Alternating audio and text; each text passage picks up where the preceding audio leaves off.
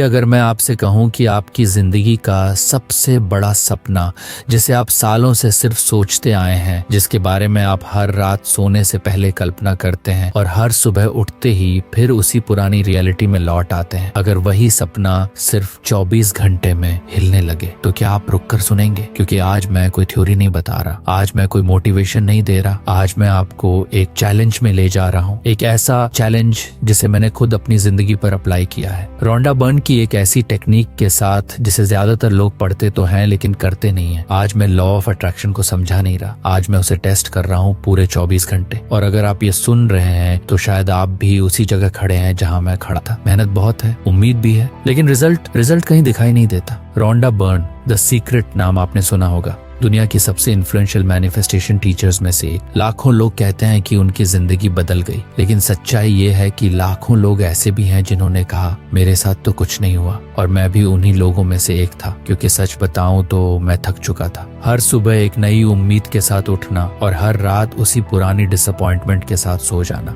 ये साइकिल इंसान को अंदर से तोड़ देती है। मैं बाहर से नॉर्मल दिखता था, लेकिन अंदर एक आवाज रोज पूछती थी, क्या यही सब है? क्या मेरी जिंदगी बस इतनी ही है? क्या मैं इससे ज्यादा डिजर्व नहीं करता? मैंने कोशिश की, बहुत कोशिश की, पॉजिटिव रहने की, सोच बदलने की, मोटिवेशनल वीडियोस देखने की, कोट्स पढ़ने की, लेकिन कुछ भी टिकता नहीं था, क्योंकि प्रॉब्लम बाहर नहीं थी, प्रॉब्लम अंदर थी। मैं डायरेक्शनलेस था, मेहनत कर रहा था लेकिन बिना कंपास के, जैसे कोई समुंदर में नाव चला रहा हो लेकिन उसे पता ही ना हो कि किनारा किस तरफ है। और सबसे डेंजरस चीज ये थी कि धीरे धीरे मैं खुद पर डाउट करने लगा। शायद मुझ में ही कुछ कमी है, शायद मैं ही लकी नहीं हूँ, शायद ये सब बातें सिर्फ किताबों में अच्छी लगती हैं। यहीं पर ज्यादातर लोग हार मान लेते हैं और मैं भी उसी एज पर खड़ा था। लेकिन फिर एक रात मैंने रोंडा बर्न की एक लाइन पढ़ी, you don't attract what you want, you attract what you are. और वही लाइन मेरे दिमाग में अटक गई। अगर मैं वही अट्रैक्ट कर रहा हूँ जो मैं हूँ, तो फिर मैं क्या है हूँ? मैं फ्रस्ट्रेटेड था, मैं लैक में जी रहा था, मैं हर चीज को कब मिलेगा की एनर्जी से देख रहा था। और यहीं से 24 आवर्स चैलेंज शुरू हुआ। मैंने डिसाइड किया कि एक बार आखिरी बार पूरी ईमानदारी से रोंडा बर्न की टेक्निक को एग्जैक्टली वैसे ही फॉलो करूंगा जैसे वो कहती है, ना हाफ हार्टेड, ना डाउट के साथ, ना मजाक में। पूरे 24 घंटे सिर्फ एक ही काम, अलाइनमेंट। सबसे पहला स्टेप था क्लैरिटी। मैंने एक कागज लिया और लिखा कि मुझे एग्जैक्टली क्या चाहिए। कोई वेग डिजायर नहीं, कोई मैं अमीर बनना चाहता हूँ नहीं। मैंने डिटेल्स लिखी, कैसा जीवन, कैसा महसूस होगा, कैसी फ्रीडम, कैसी शांति। और फिर मैंने आंखें बंद की, विजुअलाइजेशन, लेकिन मूवी की तरह नहीं, एक्सपीरियंस की तरह। मैंने खुद को उस लाइफ में महसूस किया, वही इमोशंस एक्टिवेट किए जो तब होंगे जब सपना सच हो चुका होगा। कॉन्फिडेंस, रिलीफ, ग्रेटिट्यूड और ग्रेटिट्यूड। यही वो पॉइंट है जहाँ 90% लोग गलती करते हैं। रोंडा बर्न कहती है ग्रेटिट्यूड फ्यूचर के लिए नहीं, प्रेजेंट की तरह फील करनी होती है। तो मैंने मिलेगा नहीं कहा, मैंने कहा धन्यवाद, क्योंकि ये पहले से मेरी रियलिटी है। शुरुआत में दिमाग रेजिस्ट करता है, वो कहता है झूठ बोल रहा है, रियलिटी देख। लेकिन मैंने उसे सुना नहीं, क्योंकि 24 घंटे के लिए मैंने डिसाइड किया था रियलिटी नहीं, फ्रीक्वेंसी फॉलो करूंगा। हर नेगेटिव थॉट के आते ही मैं उसे ऑब्जर्व करता और वापस ग्रेटिट्यूड में लौट आता। फोन उठाया तो कॉन्शियस होकर, बात की तो कॉन्शियस होकर, सोचा तो कॉन्शियस होकर। और कुछ ही घंटों के अंदर एक अजीब सी शांति आने लगी। बिना वजह का डर धीरे धीरे डिसॉल्व होने लगा, जैसे दिमाग का बोझ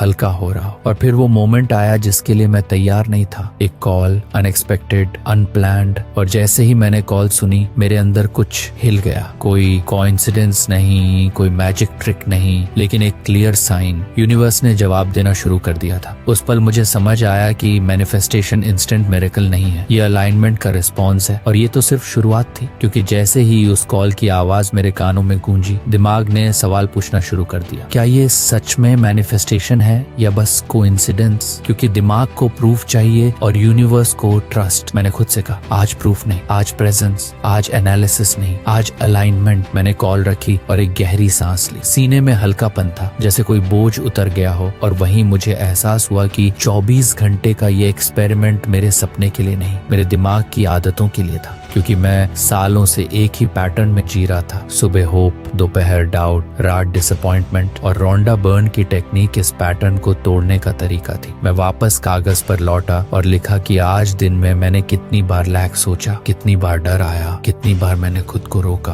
और हर बार एक ही जवाब मिला। जब जब मैं प्रेजेंट रहा, जब जब ग्रेटिट्यूड में रहा, तब तब मन शांत रहा। तो मैंने अगले घंटों के लिए एक रूल बना लिया, नो कंप्लेंट रूल। 24 घंटे में कोई शिकायत नहीं, न खुद से, न किसी से, न हालात से। और यहीं से असली लड़ाई शुरू हुई, क्योंकि शिकायत हमारी सबसे पुरानी आदत होती है। ट्रैफिक, पैसे, लोग, टाइम, हम हर चीज में कमी ढूंढ लेते हैं। लेकिन रोंडा बर्न साफ कहती हैं, जो आप क्रिटिसाइज करते हैं उसे आप पुश अवे करते हैं। तो मैंने हर कंप्लेंट को ग्रेटिट्यूड में बदलना शुरू किया। पैसा कम लगा तो कहा धन्यवाद, क्योंकि ये मुझे डिसिप्लिन सिखा रहा है। कोई प्लान कैंसिल हुआ तो कहा धन्यवाद, क्योंकि यूनिवर्स मुझे प्रोटेक्ट कर रहा है। धीरे धीरे ये फोर्स नहीं रहा, ये नेचुरल हो गया। और यहीं पर एक और चीज बदली, मेरी बॉडी लैंग्वेज। मैं सीधा चलने लगा, आवाज स्टेडी हो गई, आंखों में डर कम था, क्योंकि जब अंदर अलाइनमेंट होता है तो बाहर पोस्चर बदल जाता है। रोंडा बर्न कहती हैं, आप यूनिवर्स को वर्ड्स से नहीं, स्टेट ऑफ बीइंग से सिग्नल भेजते हैं। और मेरी स्टेट बदल रही थी। शाम ढलने लगी, दिन का वो हिस्सा जहां आमतौर पर मेरा मन सबसे हैवी होता था। लेकिन उस दिन कुछ अलग था। मैं अकेला था लेकिन लोनली नहीं, खामोश था लेकिन खाली नहीं। मैंने फिर से विजुअलाइजेशन की, इस बार लॉन्गर नहीं, डीपर। मैंने खुद से पूछा, अगर ये सपना सच हो चुका है तो मैं किस तरह का इंसान हूँ? और जवाब आया, काम, ग्राउंडेड, ग्रेटफुल। तो मैंने फ्यूचर को इमेजिन करना छोड़ दिया और फ्यूचर वाले इंसान की तरह बिहेव करना शुरू कर दिया। यही वो सीक्रेट है जिसे लोग स्किप कर देते हैं। आप जो चाहते हैं उसकी तरह बिहेव नहीं करते, आप पुराने इंसान की तरह बिहेव करते हैं